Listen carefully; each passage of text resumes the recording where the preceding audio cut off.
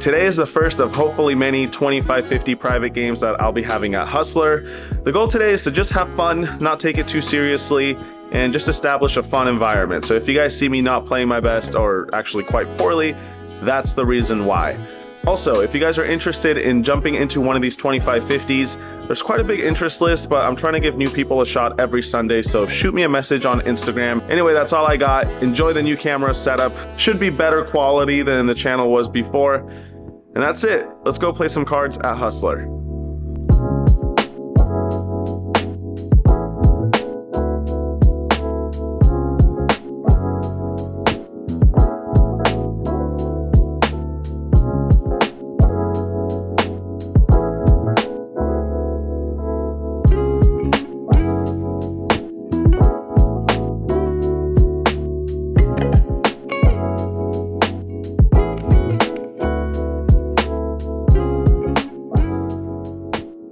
Alright guys, here we are once again. Today we're playing my first ever private game at Hustler Casino. It's 25-50 no limit, and I buy in with around $100,000.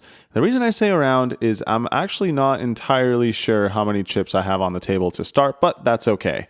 In the first interesting hand, I open on the button with 9-7 suited, $150 to go, and only the big blind calls.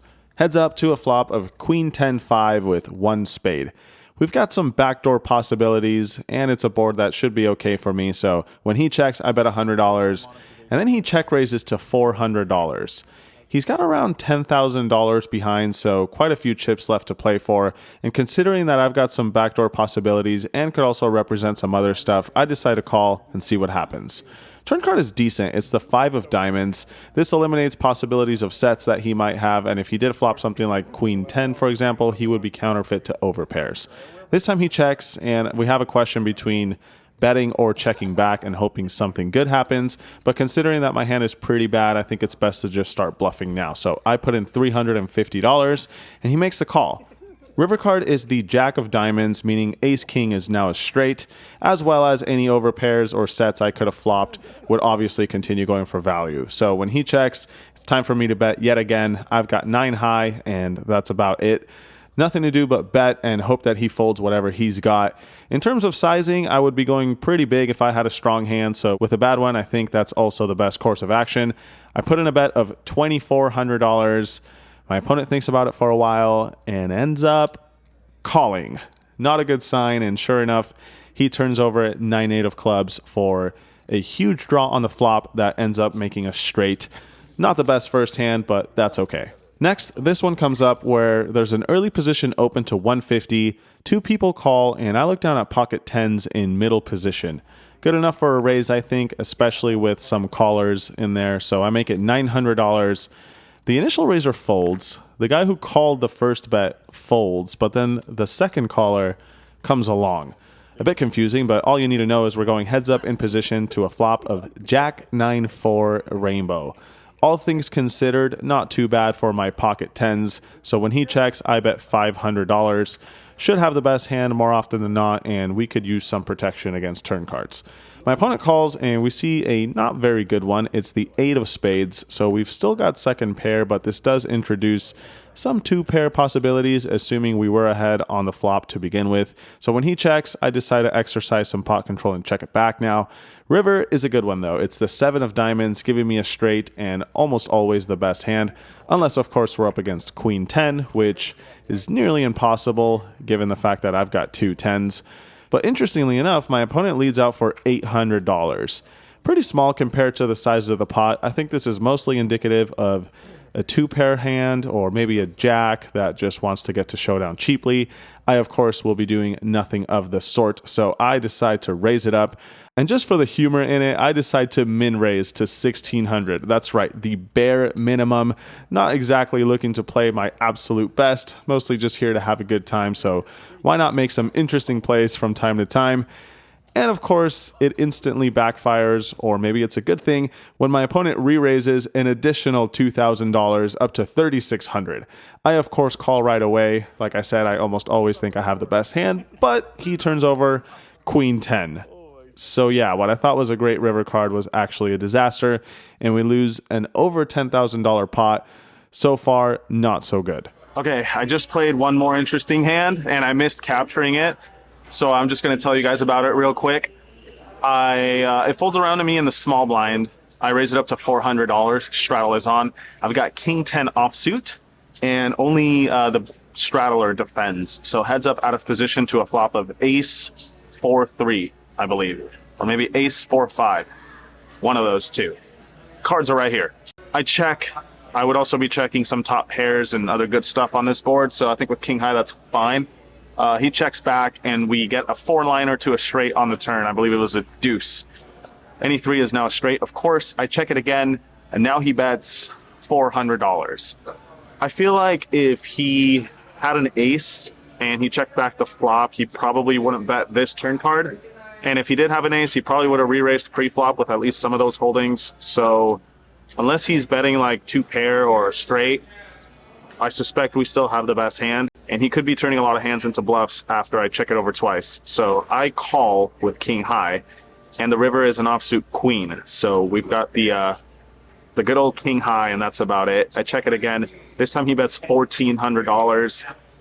And again, I don't really know if he's going for value with an ace on a run out like this. And unless he's got a straight, he's probably not betting any other pair for value either. So after a little bit of thought, I get curious, still beating all sorts of random air balls that start bluffing the turn. So I call, and sure enough, we're up against Jack 9 suited. So despite the early goings being pretty rough, we get this one, and maybe it's a sign that things are going to head back in the right direction. All right, back to regular camera. In this next one, there's an open to $200, and action gets to me in the big blind with ace deuce of diamonds. I think small suited aces in the blinds are good candidates to call with, or sometimes re-raise. This time I decide to re-raise. I make it $1,000, and the initial raiser calls. So we're going heads up out of position to a flop of ace 10-8 with 2 spades.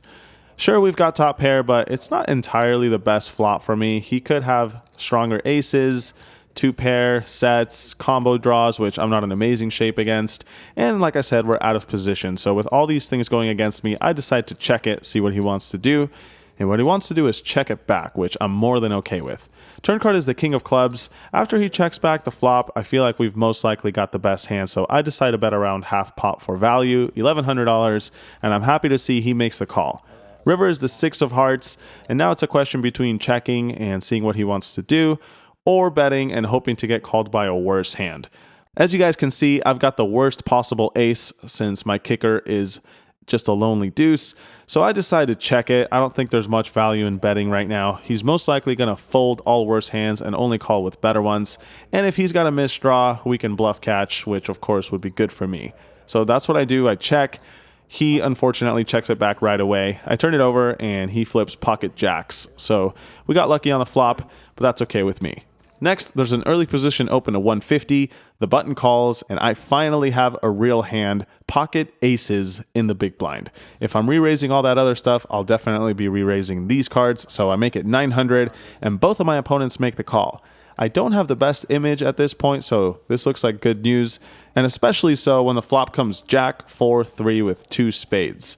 Anyone could have top pair, a draw, some sort of middling pair, etc. Things we can get some value from, so I decide to bet $1,700. Unfortunately, both my opponents fold right away. So we don't get a ton of value, but it's always better than losing with aces, I guess. In the next one, the straddle is on for $100. I open an early position to 300 with pocket fours, and then a player in middle position kicks it up to 1,000.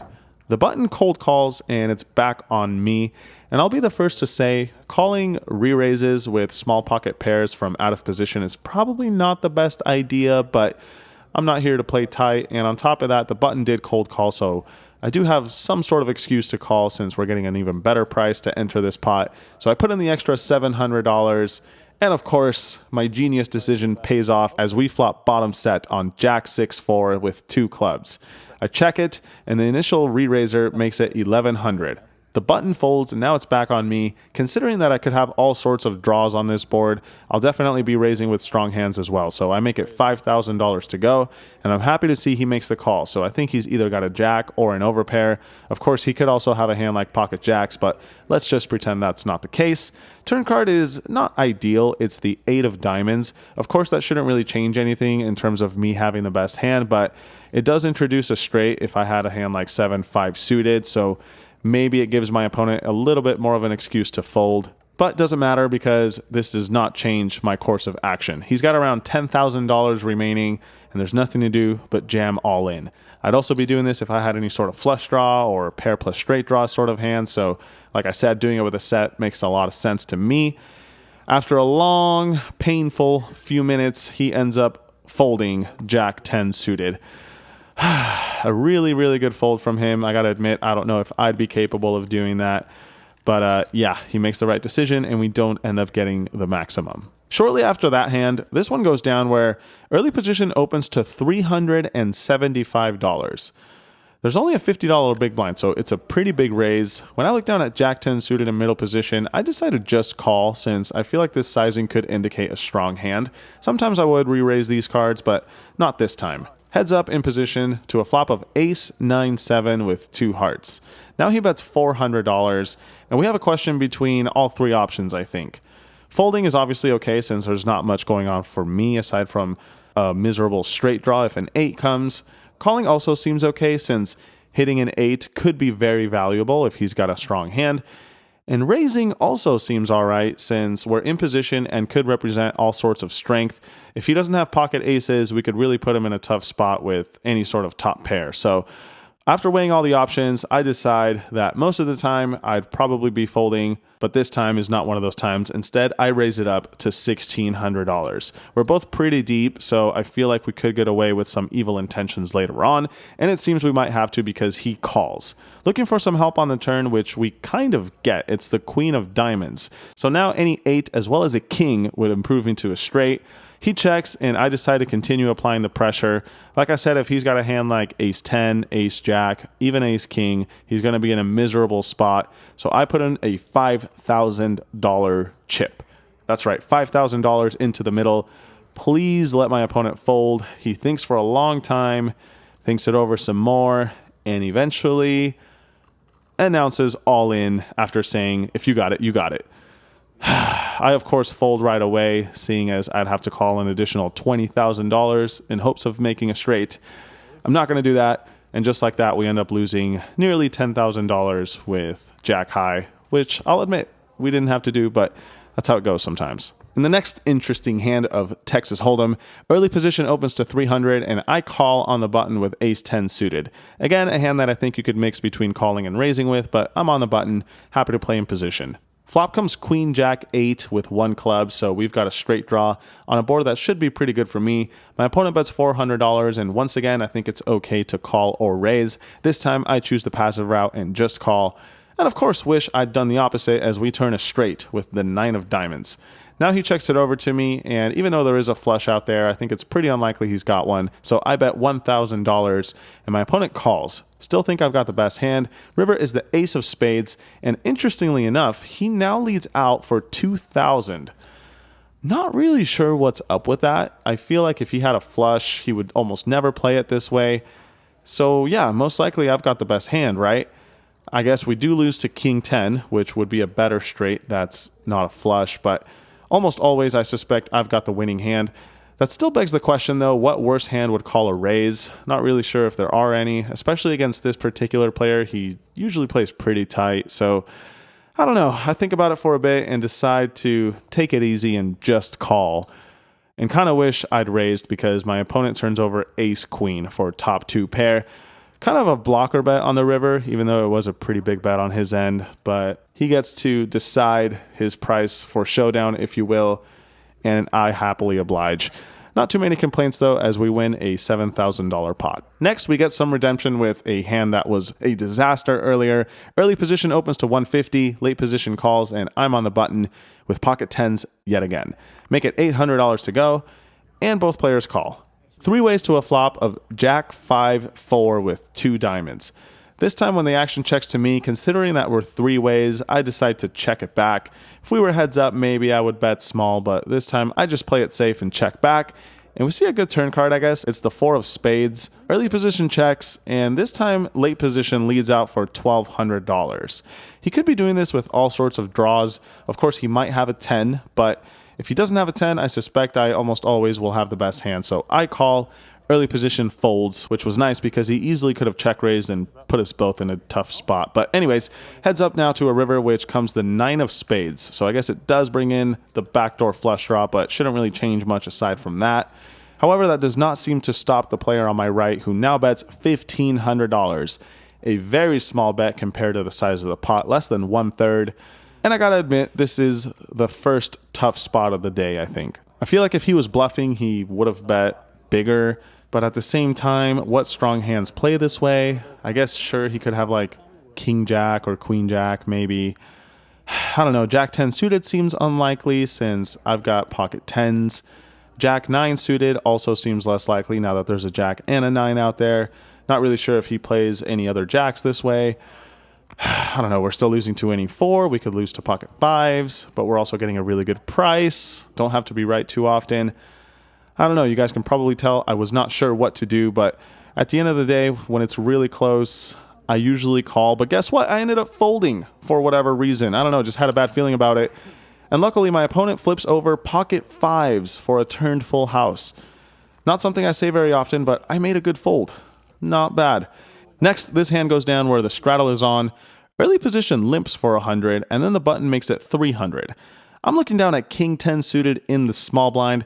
Probably performs best as a re-raise, and after there's an early position limper and a somewhat small raise from the button, it doesn't look like anyone's too thrilled about their hands anyway, so I kick it up to $1,500. Interestingly enough, the player who limped in for 100 calls, but the button folds. Not what I was anticipating, but that's all right. Heads up out of position to a flop of Jack 10-6 with 2 diamonds, 1 heart. So we flop middle pair, but that's about it. Not the best hand ever, but it's also not very weak, so I don't really see the point in betting. I check it, and my opponent immediately shoves all in for his $3,000 remaining dollars. Well, I flopped middle pair, and unless he's playing a Jack this way, which he very well might be, I feel like we've got the best hand. Still beating all sorts of draws or random stabs, so I call. He wants to run it once. Doesn't look great for me. Usually when people say that, they're pretty happy with their hands. Turn is a 4, river is a king, so we improve to 2 pair, now beating any Jack. But it turns out he had pocket 9s, so we were ahead all the way. Well, since the flop, I should say. And yeah, we win a nice pot here. Shortly after that one, the straddle was on again.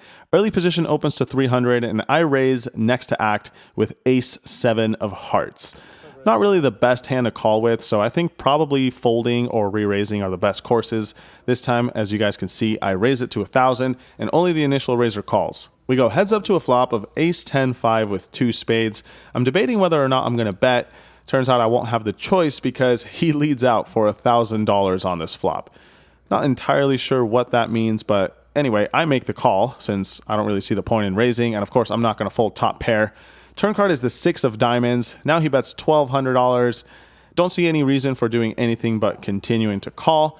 River is the 3 of diamonds. Not my favorite card as it does introduce some small potential of a flush, but when my opponent bets a third time, $1,800. Again, we're getting an amazing price, and I've got top pair. So I call, and we end up beating a missed flush draw with Queen 5 of spades. Nice. Now I think it's worth mentioning right here and now that a few minutes after this hand, I lost around $15,000 in a bomb pot, which I didn't capture on camera because getting all those cards and the graphics and everything is usually a headache, and the pot really never gets that big. But I had a full house and a flush on the other board, and ended up losing to a better full house on both boards. You know, just standard PLO donkey stuff. I don't know what I'm doing in that game, but I did lose a lot of chips. Either way, we move on to this following hand where the straddle is on, middle position opens to $300, player next to act calls, and I'm on the button with 8-6 of clubs. Calling with this hand, more than okay. Sometimes getting frisky with it is also okay in my book, and that's what I do this time. $1,500 to go. Initial raiser folds, but the player behind who called the 300 calls the additional 1,200 as well. So we're going heads up in position to a flop of queen 8-7 with one club.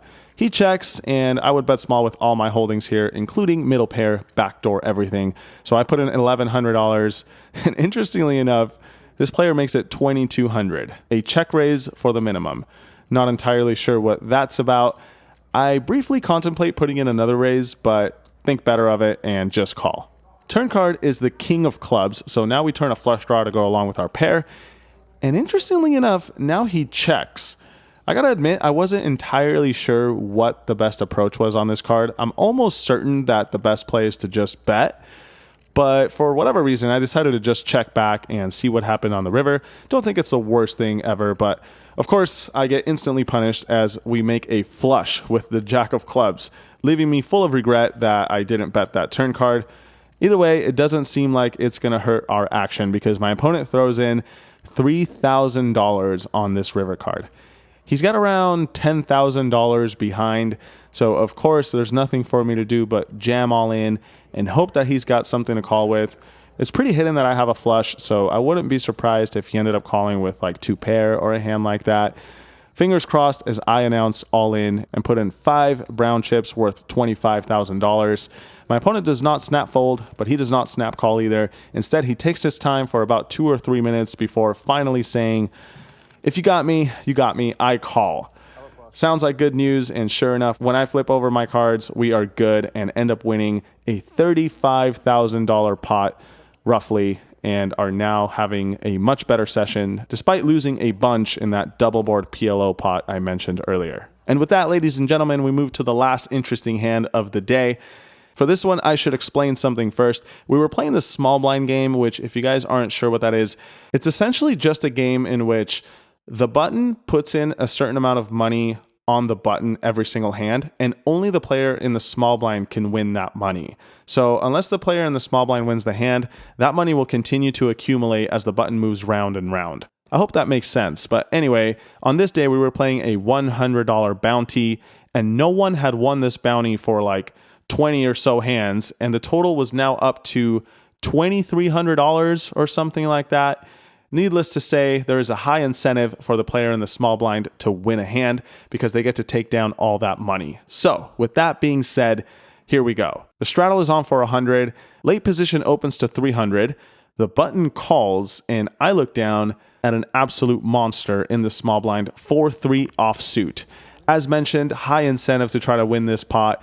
The player in late position who made it 300 could easily have all sorts of junk, and the guy who called on the button, same thing applies to him. So I'm going to get completely out of line here and put on the good old squeeze with 4 high, hoping it works pre-flop, but not looking to go too crazy after that.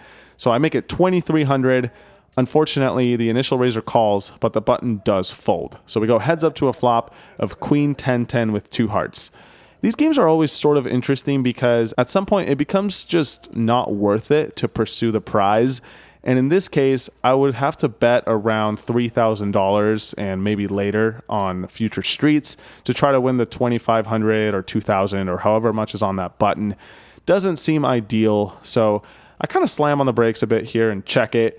He checks it back, and we see an okay turn card. Actually, I guess not really. It's the 8 of hearts, usually going to be better for him than me, so I check again, and he checks it back. I do think it's worth mentioning I would be playing some strong hands this way, like overpairs and the occasional queen, maybe pocket nines, stuff with some showdown value in this fashion. So I'm expecting to still maybe win this hand on the river if I put in a bet, but it seems like I won't have to do that because it's the 7 of hearts, putting 4 hearts on the board and giving me a small flush. However, a small flush is nothing to scoff at because if he's got any cards that don't contain a heart, of course, I've got the winner. I don't really see any value in betting though, so I decide to check and call if he bets instead, but he does no such thing. Instead, he announces a check and says he has a pair of 7s. That is good news. I turn over the 4-3 offsuit and we take down a $5,000 pot plus the additional 2,300 or so that was on the button. So we win, I don't know, like $6,000 in this hand or something. Yeah, I'll happily take it.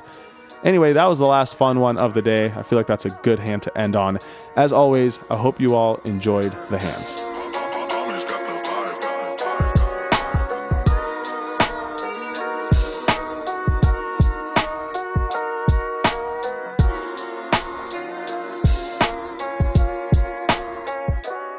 All right, so that brings an end to the first private game here at Hustler.